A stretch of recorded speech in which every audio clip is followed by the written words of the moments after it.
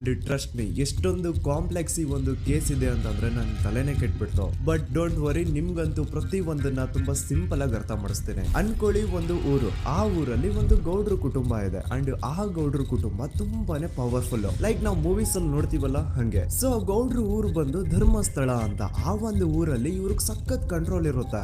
Even ಅದೇ ಒಂದು region ಅಲ್ಲಿ ಇರುವಂತಹ ಒಂದು ತುಂಬಾನೇ ಪಾಪ್ಯುಲರ್ ದೇವಸ್ಥಾನನು ಸಹ ಇವರೇ ಕಂಟ್ರೋಲ್ ಮಾಡ್ತಿರ್ತಾರೆ. ಆ ಒಂದು ದೇವಸ್ಥಾನ ಇಂದ ಈ ಗೌಡ್ರ ಕುಟುಂಬಕ್ಕೆ ಎಷ್ಟೊಂದು ದುಡ್ಡು ಬರ್ತಾ ಇರುತ್ತೆ ಅಂತಂದ್ರೆ, ಅದೇ ದುಡ್ಡಲ್ಲಿ ಇವರು ಬೇಜನ್ ಪ್ರೈವೇಟ್ ಪ್ರೈಮರಿ ಅಂಡ್ ಹೈಸ್ಕೂಲ್ಸ್ ನ ಸ್ಥಾಪನೆ ಮಾಡಿರ್ತಾರೆ.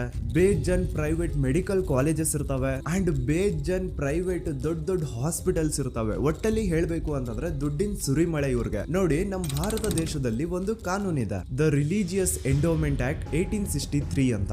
ಬೇಸಿಕಲಿ ಈ ಒಂದು ಕಾನೂನು ಏನ್ ಹೇಳುತ್ತೆ ಅಂತಂದ್ರೆ, ಭಾರತದಲ್ಲಿ ಯಾವ್ದೆಲ್ಲ ಹಿಂದೂ ಟೆಂಪಲ್ಸ್ ಇದಾವೋ ಅವೆಲ್ಲ ಗವರ್ಮೆಂಟ್ ಪ್ರಾಪರ್ಟಿ. ಆ ಹಿಂದೂ ಟೆಂಪಲ್ಸ್ ನ ಮ್ಯಾನೇಜ್ಮೆಂಟ್ ಎಲ್ಲ ಗವರ್ಮೆಂಟ್ ಕೈಗೆ ಹೋಗಿ ಗವರ್ಮೆಂಟ್ ಡಿಸೈಡ್ ಮಾಡುತ್ತೆ ಆ ಮ್ಯಾನೇಜ್ಮೆಂಟ್ ಅಲ್ಲಿ ಯಾರ್ ಕೆಲ್ಸಕ್ಕೆ ಇರಬೇಕು, ಯಾರ್ ಕೆಲ್ಸಕ್ಕೆ ಇರಬಾರ್ದು ಅಂಡ್ ಆ ಟೆಂಪಲ್ ಇಂದ ಬರ್ತಿರುವಂತಹ ಡೊನೇಷನ್ ಅಮೌಂಟ್ ನ ಏನ್ ಮಾಡಬೇಕು ಅಂತ. ಸೊ ಈ ಒಂದು ಕಾನೂನಿನ ಪ್ರಕಾರ ಗವರ್ಮೆಂಟ್ ಇಂಡಿಯಾದಲ್ಲಿರುವಂತಹ ಆಲ್ಮೋಸ್ಟ್ ಎಲ್ಲಾ ಹಿಂದೂ ಟೆಂಪಲ್ಸ್ ನ ತನ್ನ ಕಂಟ್ರೋಲ್ ಅಲ್ಲಿ ತಗೋತಾ ಇರ್ಬೇಕಾದ್ರೆ ಗವರ್ಮೆಂಟ್ ಅಫಿಷಿಯಲ್ಸ್ ಧರ್ಮಸ್ಥಳ ಶ್ರೀ ಮಂಜುನಾಥ ದೇವಸ್ಥಾನಕ್ಕೂ ರೀಚ್ ಔಟ್ ಮಾಡ್ತಾರೆ. ಅಂಡ್ ಆಗ ಇಷ್ಟು ದಿನ ಟೆಂಪಲ್ ನ ಕಂಟ್ರೋಲ್ ಮಾಡ್ತಿದ್ದಂತಹ ಆ ಗೌಡ್ರ ಕುಟುಂಬ ಏನ್ ಹೇಳುತ್ತೆ ಗೊತ್ತಾ? ಇಲ್ಲ, ಇದು ಹಿಂದೂ ಟೆಂಪಲ್ ಅಲ್ಲ, ಇದು ಜೈನ್ ಫ್ಯಾಮಿಲಿಗೆ ಬಿಲಾಂಗ್ ಮಾಡುವಂತಹ ಒಂದು ಪ್ರೈವೇಟ್ ಟೆಂಪಲ್ ಅಂತ ಹೇಳ್ತಾರ.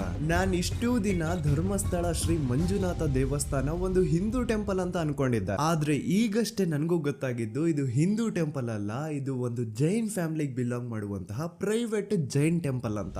ಸೊ ಹೀಗಾಗಿ ಗವರ್ಮೆಂಟ್ ಅಫಿಷಿಯಲ್ಸ್ ಏನೂ ಮಾಡಕ್ಕಾಗದೆ ಇವತ್ತಿನವರೆಗೂ ಈ ಒಂದು ಧರ್ಮಸ್ಥಳ ಶ್ರೀ ಮಂಜುನಾಥ ದೇವಸ್ಥಾನನ ಒಂದು ಪ್ರೈವೇಟ್ ಟ್ರಸ್ಟ್ ನಡ್ಸ್ಕೊಂಡು ಹೋಗ್ತಿದೆ. ಅಂಡ್ ಆ ಪ್ರೈವೇಟ್ ಟ್ರಸ್ಟ್ ನ ಓನರ್ ಯಾರು? ಅದೇ ಗೌಡ್ರ ಕುಟುಂಬ. ನೋಡಿ, ನಾನು ಈ ವಿಡಿಯೋದಲ್ಲಿ ಯಾರ್ದನ್ನು ರಿಯಲ್ ನೇಮ್ಸ್ ನ ಬಳಸ್ತಿಲ್ಲ. ಪ್ರೀವಿಯಸ್ಲಿ ಬೇರೆ ಯೂಟ್ಯೂಬರ್ಸ್ ತಮ್ಮ ವಿಡಿಯೋಸ್ ಅಲ್ಲಿ ರಿಯಲ್ ನೇಮ್ಸ್ ನ ಬಳಸಿದ್ದಾರೆ ಅನ್ನೋ ಒಂದೇ ಒಂದು ಕಾರಣಕ್ಕೆ ಅವ್ರ ವಿಡಿಯೋಸ್ ನ ಡಿಲೀಟ್ ಮಾಡಿಸಿದ್ದಾರೆ. ಸೊ ಅವ್ರ ಜೊತೆ ಆಗಿದ್ದು ನನ್ ಜೊತೆ ಆಗೋದ್ ಬೇಡ, ಸತ್ಯ ಮುಚ್ಚ ಹೋಗೋದು ನನ್ಗೆ ಇಷ್ಟ ಇಲ್ಲ. ಹಾಗಾಗಿ ನಾನು ಇಲ್ಲಿ ರಿಯಲ್ ನೇಮ್ಸ್ ನ ಬಳಸ್ತಿಲ್ಲ. ಆದ್ರೆ ನಾನು ಯಾರನ್ನ ಪಾಯಿಂಟ್ ಔಟ್ ಮಾಡಿ ಹೇಳ್ತಿದ್ದೀನಿ ಅನ್ನೋದು ಮಾತ್ರ ನಿಮಗೆ ತುಂಬಾ ಕ್ಲಿಯರ್ಲಿ ಅರ್ಥ ಆಗುತ್ತೆ. Don't worry.